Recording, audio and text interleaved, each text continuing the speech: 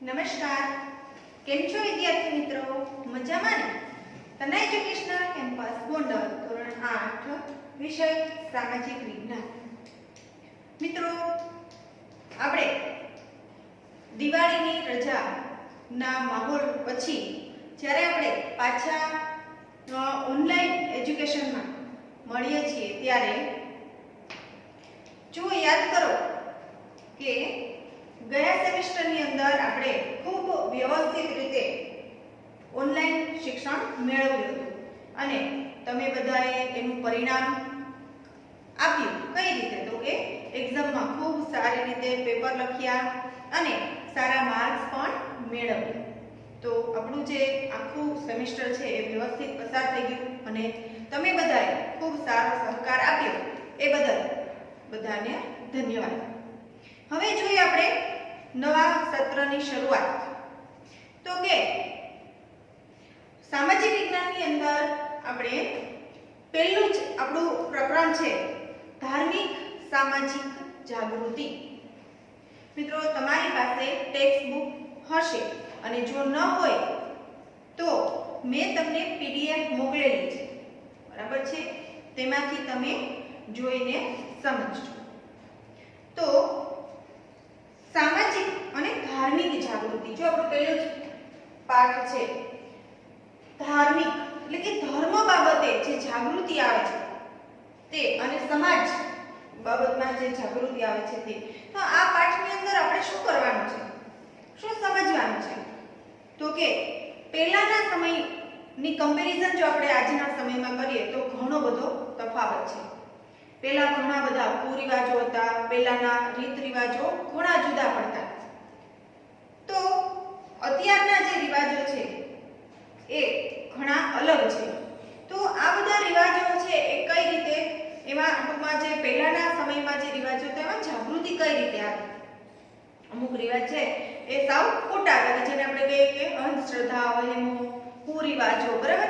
તો આ બધી અનિષ્ટો જેને આપણે કહી શકાય કે આવા બધા છે એમાં કંઈક ફેરફાર લાવી અને એમાં નવીનીકરણ કર્યું છે. પણ આ બધું કોણે કર્યું છે, એમાં કોનો કોનો ફાળો છે, એ વિશે આજે આપણે આ પાઠની અંદર અભ્યાસ કરવાનો છે.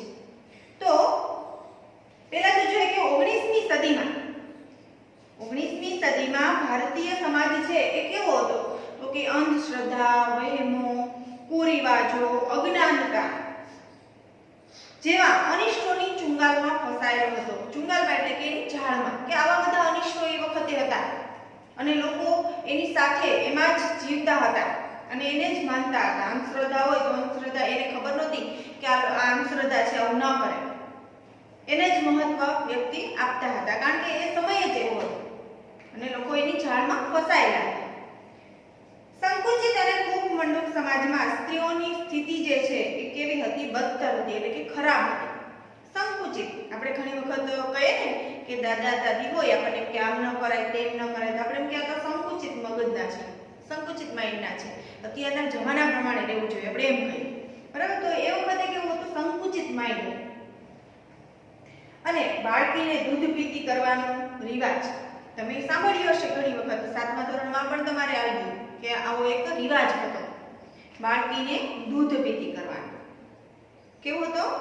તો કે એ સમયે સ્ત્રીઓનું, હમણાં જ આપણે જોયું કે સ્થાન હતું નહીં, સ્ત્રીઓની સ્થિતિ કેવી? બદતર હતી, ખરાબ હતી, સ્ત્રીને માનપાન મળતું નહીં. તો એ જ્યારે જન્મે છે ત્યારે જે બાળકી છે એટલે કે સ્ત્રી તરીકેનો અવતાર છે એ લઈને આવે છે, તો એ વખતે એને ત્યારે જ નાની હોય ત્યારે જ એને મારી નાખવામાં આવે છે. એટલે કે ગરમ દૂધ હોય એમાં એને ડુબાડી દેવામાં આવે છે. તો એને કહેવાય બાળકીને દૂધ પીતી કરવાનો રિવાજ, કારણ કે એ સમયે સ્ત્રીનું કોઈ મહત્વ હતું નહીં. તો આ એક રિવાજ હતો. સતી પ્રથા. સતી પ્રથા એટલે શું? તો કે એ વખતે લોકો એવું માનતા કે જેનો પતિ ગુજરી જાય છે, એક્સપાયર થઈ જાય છે જેનો પતિ, એના પત્નીને જીવવાનો કોઈ હક નથી, એટલે એને પણ પોતાનું જીવન છે એ એમાં સોંપી દેવું જોઈએ. કઈ રીતે? તો કે ઘણી જગ્યાએ એવું હતું કે એના પતિની ચિતા જે સળગતી હોય એમાં જઈને હોમાઈ જવું પડતું. તો આને કહેવાય સતી પ્રથા. અને વિધવા વિવાહ નિષેધ. વિધવા વિવાહ નિષેધ વગેરે જેવા કુરિવાજો હતા. વિધવા વિવાહ નિષેધ એટલે શું? તો કે જેનો પતિ મરી ગયો છે એને એ સ્ત્રીને કેવી કહેવાય? તો કે વિધવા કહેવાય. તો એ વખતે એ સ્ત્રી જે છે એ ફરીથી લગ્ન કરી શકતી ન હતી, જેથી કહેવાય એને વિધવા વિવાહ નિષેધ. નિષેધ એટલે મનાઈ. તો આવા જે કુરિવાજો છે એ વ્યાપેલા હતા. પાશ્ચાત્ય શિક્ષણને કારણે આવા અનિષ્ટોને દૂર કરવામાં 19મી સદીમાં નવ જાગૃતિ આવી. પાશ્ચાત્ય શિક્ષણ એટલે કે પશ્ચિમી શિક્ષણ, આના કારણે શું થયું? તો કે નવ જાગૃતિ આવી. આપણા જે વર્ષોથી ચાલ્યા હતા આવા રિવાજો જે છે, જેને આપણે કહીએ કુરિવાજો છે, એમાં કંઈક ફેરફાર કર્યો, એટલે કે નવ જાગૃતિ આવી અને સામાજિક અને ધાર્મિક સુધારણાના આંદોલનો શરૂ થયા કે ભાઈ આવા જે કુરિવાજો છે એ યોગ્ય નથી. આમાં રાજા રામમોહન રાય છે તે પ્રથમ હતા. જુઓ અહીંયા આપણને પેજ નંબર 1 પર જમણી બાજુ ખૂણામાં રાજા રામમોહન રાયનો ફોટો આપેલો છે. હવે આ રાજા રામમોહન રાય છે એનો આપણે કહીએ તો સતી પ્રથા નાબૂદ કરવામાં ખૂબ મોટો ફાળો છે. એનો જન્મ છે એ 1772 માં. જો ખાસ યાદ રાખજો મિત્રો, આ જે રાજા રામમોહન રાય છે એના વિશે આખું એનો વ્યક્તિ પરિચય છે, એને જે કામ કર્યું છે એ બધું આપણને ટૂંકનોંધ તરીકે તમને એક્ઝામની અંદર પૂછાઈ શકે. રાજા રામમોહન રાયનો જન્મ ક્યાં થયો? તો કે બંગાળના હુગલી જિલ્લાના રાધાનગર ગામમાં. ક્યારે? તો કે 1772 માં. ઈસવીસન 1772 માં. મિત્રો ખાસ યાદ રાખજો, તમને ખાલી જગ્યાની અંદર પણ પૂછાઈ શકે કે રાજા રામમોહન રાયનો જન્મ ઈસવીસન ખાલી જગ્યામાં થયો હતો. તો કે 1772 માં બંગાળના હુગલી જિલ્લાના રાધાનગર ગામમાં. હવે રાજા રામમોહન રાયનો લગ્ન જે છે એનો મેરેજ નાનપણમાં, એ બાળપણમાં, કારણ કે એ વખતે બાળ લગ્ન પ્રથા હતી. બાળ લગ્ન એટલે કે છોકરીઓ નાના હોય ત્યારથી એના લગ્ન કરી દેવામાં આવતા. તો રાજા રામમોહન રાય છે એનો લગ્ન પણ બાળપણમાં જ થયું હતું અને તે પોતે બ્રાહ્મણ કુટુંબમાં જન્મેલા એક વ્યક્તિ હતા. હવે વળી તેમના ભાઈનું અવસાન થતા, હવે જુઓ ખાસ મહત્વની બાબત એ છે કે એને સતી પ્રથા ઉપર એનો વિરોધ કરવાનો એને કેમ સૂચ્યું? તો કે એના જે ભાઈ છે, એના મોટા ભાઈ હતા, એમનું અવસાન થયું. એટલે હવે એ વખતના રિવાજ પ્રમાણે એના પત્ની એટલે કે એના જે પોતા રાજા રામમોહન રાયના ભાભી હોય એને શું કરવું પડે? તો કે સતી થવું પડે, કારણ કે એના પતિ છે એનું મૃત્યુ થઈ જાય છે. તો એ સમયે એના ભાઈનું અવસાન થતા ભાભી સતી થઈ અને આ ઘટના છે એ રાજા રામમોહન રાય પોતે જોઈ. તો આ ઘટના છે એના ઉપર ખૂબ અસર કરી અને તેમણે સતી પ્રથા, બાળ લગ્ન, હવે એને વિચાર કર્યો કે આ એક ખરાબ રિવાજ છે, મારા ભાભીને શું કામ ભાઈની પાછળ જીવન એનું હમાઈ જવું જોઈએ. તો એ સિવાયના આવા કેટલાક એવા ખરાબ રિવાજો છે, કુરિવાજો કેટલાક છે, એ બધા વિશે એને પછી માહિતી મેળવી અને બાળકીને દૂધ પીતી કરવાનો રિવાજ, સતી પ્રથા, જ્ઞાતિ પ્રથા, આવા રિવાજનો એને વિરોધ કર્યો કે આવું હોવું જોઈએ નહીં. અને આવા જ આંદોલનો ચલાવતા એને 1821 માં બંગાળીમાં સંવાદ કૌમુદી, જો ખાસ યાદ રાખજો, બંગાળી ભાષા છે તો બંગાળીમાં સંવાદ કૌમુદી અને 1822 માં ફારસી ભાષામાં મિરાજ ઉલ અખબાર આવા સમાચાર પત્રોની શરૂઆત કરી. અને એમાં એણે શું કર્યું હતું? આ સમાચાર પત્રોમાં શું કર્યું હતું? તો કે બાળ લગ્ન, બાળકીને દૂધ પીતી કરવાનો રિવાજ, આવા જે અનિષ્ટો હતા એનો વિરોધ દર્શાવ્યો હતો. ત્યાર પછી જોઈએ તો 1828 માં, ઈસવીસન 1828 માં એને બ્રહ્મો સમાજની સ્થાપના કરી. શું છે બ્રહ્મો સમાજ? તો કે એક સંસ્થા છે અને એ આવા કુરિવાજો છે એને નાબૂદ કરવામાં, એમાં કેવા પગલાં લેવા જોઈએ, એમાં શું કરવું જોઈએ એના વિશે ચર્ચા કરી અને એના ઉપર કામ કરનારી આ એક સંસ્થા છે બ્રહ્મો સમાજ. ખાસ યાદ રાખજો મિત્રો કે બ્રહ્મો સમાજની સ્થાપના કોણે કરી? તો કે રાજા રામમોહન રાય. ક્યારે? તો કે 1828 માં. ત્યાર પછી જુઓ તો કે એણે કોલકાતામાં હિન્દુ કોલેજની સ્થાપના કરી અને તેમણે રાજા રામમોહન રાય બીજું શું મહત્વનું કામ કર્યું છે તો કે અખબારી સ્વાતંત્ર્ય, અખબાર એટલે સમાચાર પત્ર, જેને આપણે કહીએ ન્યૂઝપેપર, બરાબર? અખબારી સ્વાતંત્ર્ય કે એ સમયે અખબારી સ્વાતંત્ર્ય લોકોમાં હતું નહીં, જેને જે પ્રમાણેની પોતાને કંઈ છપાવવું હોય તો એ ન કરી શકતા, તો અખબારી સ્વાતંત્ર્ય હોવું જોઈએ, વાણી સ્વાતંત્ર્ય હોવું જોઈએ, લોકોને બોલવાનો અધિકાર હોવો જોઈએ, જેને અત્યારે આપણી પાસે છે અધિકાર, બરાબર? તો એ વખતે નહોતો, વાણી સ્વાતંત્ર્ય ન હતું. સ્ત્રી અધિકાર, હમણાં જ આપણે ચર્ચા કરી એમ કે સ્ત્રીઓને કોઈ માનપાન હતું નહીં, સ્ત્રીઓનું સ્થાન છે એ ખૂબ નીચું હતું. ત્યાર પછી વ્યક્તિ સ્વાતંત્ર્ય, દરેક વ્યક્તિ છે એ પોતાની રીતે સ્વતંત્ર છે, તો આ ત્યારે ન હતું. કારોબારીથી ન્યાયતંત્રને અલગ રાખવાની ભલામણ તેઓએ બ્રિટિશ, એ વખતે જો બ્રિટિશ શાસન હતું તો બ્રિટિશ જે અધિકારીઓ છે એને એવી ભલામણ કરી હતી કે આ બધી સ્વતંત્રતા હોવી જોઈએ અને કારોબારીથી ન્યાયતંત્ર છે એ કેવું હોવું જોઈએ, અલગ.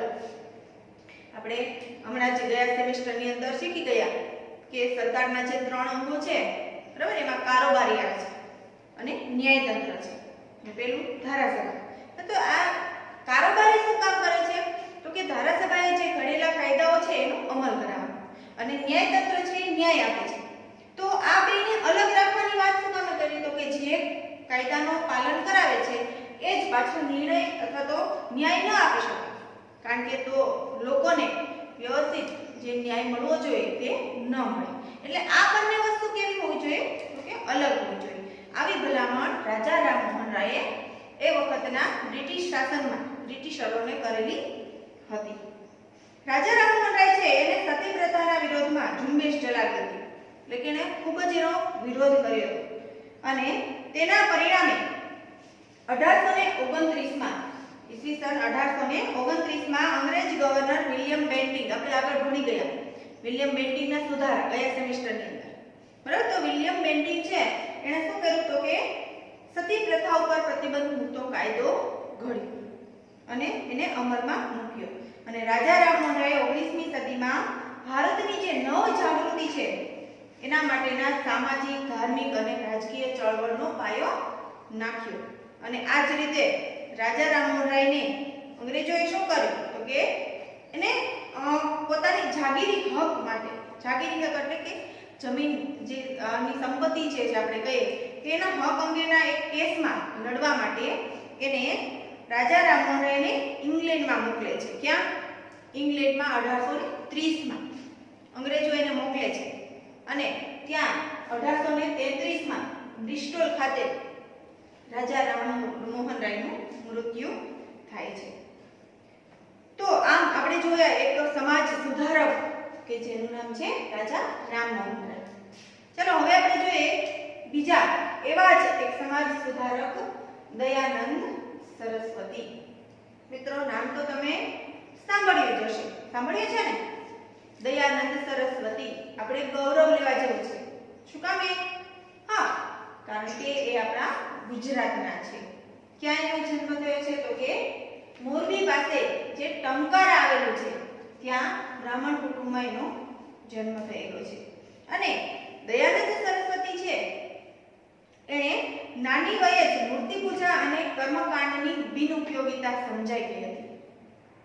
મૂર્તિ પૂજા આપણે અત્યારે કરીએ છીએ કે મૂર્તિની આપણે પૂજા કરીએ છીએ, તો દયાનંદ સરસ્વતી છે એમાં નહોતા કે મૂર્તિ પૂજા હોવી જોઈએ નહીં અને કર્મકાંડ પણ ન હોવું જોઈએ. તો શું હોવું જોઈએ તો કે સત્ય હોવું જોઈએ. શેમાં માનતા હતા? સત્યમાં. અને સત્યની શોધમાં જ એણે ગૃહ ત્યાગ કર્યો અને 15 વર્ષ સુધી દેશમાં પરિભ્રમણ કર્યું. કેટલા વર્ષ સુધી? વિચાર કરો મિત્રો, આપણે અત્યારે કલ્પના પણ ન કરી શકીએ કે 15 વર્ષ સુધી ન એને કાંઈ લેવા ન દેવા, ખાલી સત્યની શોધમાં એને 15 વર્ષ સુધી દેશમાં પરિભ્રમણ કર્યું, આખા દેશમાં ફર્યા. અને સંન્યાસ લઈ મથુરામાં સ્વામી વિરજાનંદ પાસે હિન્દુ શાસ્ત્રોનો અભ્યાસ કર્યો. સ્વામી દયાનંદ સરસ્વતી છે એ વર્ગવિહીન અને જ્ઞાતિવિહીન સમાજ રચનામાં માનતા હતા. વર્ગવિહીન એટલે કે આપણે અત્યારે કહીએ ને ઉચ્ચ વર્ગના છે, નીચા નિમ્ન વર્ગના છે, બરાબર? તો એ કે આવો વર્ગ ન હોવો જોઈએ, દરેક મનુષ્ય છે એ સમાન હોવો જોઈએ, કોઈ જ્ઞાતિ પણ ન હોવી જોઈએ. આવું દયાનંદ સરસ્વતી છે એ માનતા હતા. અને મેઇન વાત તો એની એ જ હતી કે વેદ લોકોને એને વેદની સમજૂતી ખૂબ સારી રીતે આપેલી હતી. એને એવું કીધું હતું કે આપણા જીવનની અંદર વેદ છે એ ખૂબ મહત્વના છે. જેમ કે 4 વેદ છે, તમને ખ્યાલ જ હશે, ઋગ્વેદ, સામવેદ, યજુર્વેદ અને અથર્વવેદ. તો આ 4 વેદ છે એ વેદ વિશે અભ્યાસ કરવા માટે લોકોને અપીલ કરતા હતા. અને આ લોકો જે આપણે બધા અત્યારે વેદ છે એને એટલું મહત્વ નથી આપતા, બરાબર છે. તો ત્યારે એ સમયે સ્વામી દયાનંદ સરસ્વતીએ શું કીધું તો કે વેદ તરફ પાછા વળવાનો બોધ આપ્યો કે તમે જે વેદ ભૂલતા જાઓ છો ને, આપણી સંસ્કૃતિમાં છે, તો એ વેદ તરફ પાછા વળો, વેદને ભૂલવાના નથી. એ ખૂબ અગત્યના છે. અને વેદમાં મૂર્તિ પૂજા, ક્રિયાકાંડ, બાળ લગ્ન, સતી પ્રથા અને અસ્પૃશ્યતાનો કંઈ ઉલ્લેખ થયો નથી એવું દયાનંદ સરસ્વતીએ કહ્યું હતું. અને તેમણે બીજું શું કર્યું હતું કે હિન્દી ભાષામાં આજે બોધ આપતા ને બધા એ હિન્દી ભાષામાં આપતા, જેથી કરી અને ભારતમાં ઘણી બધી જગ્યાએ એના જે બોધ છે એ પ્રસરાઈ ગયેલા હતા. અને લોકો સુધી એના વિચારો છે એ પહોંચ્યા. ત્યારબાદ એને શું કર્યું તો કે આર્ય સમાજની સ્થાપના કરી. ખાસ યાદ રાખજો મિત્રો કે બ્રહ્મો સમાજની સ્થાપના કોણે કરી તો કે રાજા રામમોહન રાય. અને આર્ય સમાજની સ્થાપના કોણે કરી 1875 માં દયાનંદ સરસ્વતીએ. હવે એ લોકોને હિન્દુ ધર્મ જે ભૂલી જતા હતા, કારણ કે આપણે પશ્ચિમી સંસ્કૃતિ તરફ વળતા ગયા લોકો, અને એને એમ કીધું કે તમે હિન્દુ ધર્મ તરફ પાછા વળો. તો આ માટે એને શુદ્ધિ ચળવળ ચલાવી હતી. ખાસ યાદ રાખજો મિત્રો, એક્ઝામની અંદર પૂછાય કે શુદ્ધિ ચળવળ એટલે શું, તો કે લોકો હિન્દુ ધર્મ તરફ પાછા વળે, બરાબર, એ માટેની જે ચળવળ દયાનંદ સરસ્વતીએ ચલાવેલી હતી એનું નામ હતું શુદ્ધિ ચળવળ. અને દયાનંદ સરસ્વતીના અવસાન પછી લાલા હંસરાજ, પંડિત ગુરુદત્ત અને લાલા લજપતરાય જેવા નેતાઓએ આ સંસ્થાની પ્રવૃત્તિઓ ચાલુ રાખી. એટલે કે આર્ય સમાજ જે હજી પણ આપણે એનું નામ સાંભળ્યું હશે તમે, અને હજી પણ આર્ય સમાજ ચાલુ છે, એનું કામ જે છે એ ચાલુ છે. તો સ્થાપના તો દયાનંદ સરસ્વતીએ કરેલી હતી, પણ એના મૃત્યુ પછી કે જે પંડિત ગુરુદત્ત છે, લાલા હંસરાજ છે, એ લોકોએ એની કામગીરી છે એ સંભાળી લીધી હતી. અને સ્વામી શ્રદ્ધાનંદે ઈસવીસન 1902 માં હરદ્વાર પાસે કાંગડી ગુરુકુલ ની સ્થાપના કરી હતી. હરદ્વાર પાસે એક્ઝામની અંદર પૂછાય કે કાંગડી ગુરુકુલની સ્થાપના કોણે કરી હતી તો કે સ્વામી શ્રદ્ધાનંદે. ક્યારે તો કે 1902 માં. આ ઉપરાંત ગુજરાતમાં વડોદરામાં આર્ય કન્યા વિદ્યાલય શરૂ કર્યું હતું. આપણે તમે નામ સાંભળ્યું હશે કે આપણું જે વડોદરા છે ત્યાં આર્ય કન્યા વિદ્યાલય ઘણું બધું મોટું છે કે જ્યાં કન્યાઓ, છોકરીઓ અભ્યાસ કરે છે, જેનું નામ છે આર્ય કન્યા વિદ્યાલય. એની પણ શરૂઆત કરવામાં આવી હતી, જેમાં શિસ્ત, શ્રમ, સંયમ અને ચારિત્ર્યના પાઠોનું શિક્ષણ આપવામાં આવતું હતું. હવે જોઈએ મિત્રો રામકૃષ્ણ પરમહંસ વિશે પણ આપણે આવતા સેશનની અંદર ચર્ચા કરીશું. અસ્તુ. જય મહાદેવ.